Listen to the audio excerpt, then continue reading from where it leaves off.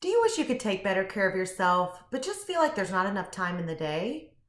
Or when you think about self care, do the words selfishness or laziness come to mind?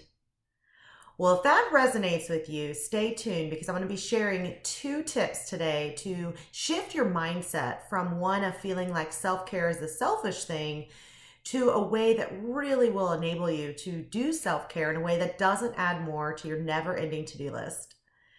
Hi, my name's Laura Albers, and I am a mental health therapist as well as a master certified wellness coach with the International Association of Wellness Professionals.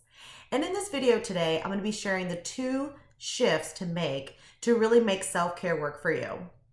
So in tip number 1, what I want to share with you is about shifting from self-care to being something that you add more to your plate, which is what typical self-care programs do, to looking more at what can you clear from your plate. So let me explain that a little bit more. Most self-care programs that are out there today really focus on adding more. So even if it's something positive, like let's say exercise or meditation, right? Like we know those things are great for us, but it's still adding more. And if you're already feeling really, really stressed out, overcommitted, overwhelmed, exhausted, like many of us unfortunately are, it can feel like yet another thing we should be doing but aren't. And so what I want you to really focus on in the first tip today really is on self-care in a way that clears what's not serving you.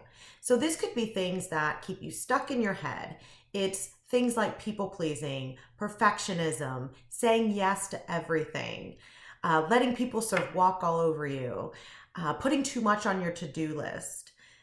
It can be so many different things that, again, really keep us stuck in our head and prevent us from showing up in our businesses with focus and success and having the kinds of relationships where we experience a lot of joy and presence and connection. So the first step really to self-care is clearing what's not working for you instead of adding more.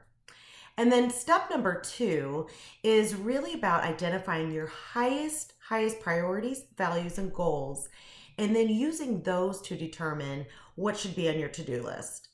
So for example, if your health or being a good parent or a good partner or traveling or self-care are part of your highest priorities and values, once you begin to identify that, you can use that to really craft your to-do list.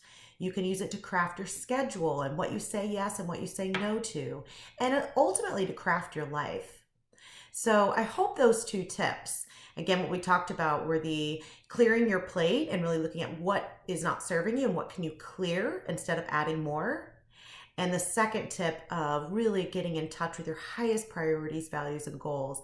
I hope those 2 tips really help you to shift your focus of self-care in a way that allows you to put yourself on that list, on that to-do list, if you will, without all the guilt and the selfishness. So again, my name's Laura Albers, and for more tips on self-care, join me for my free 7-day self-care challenge via email at www.alberswellness.com. All right, thanks. I'll see you soon.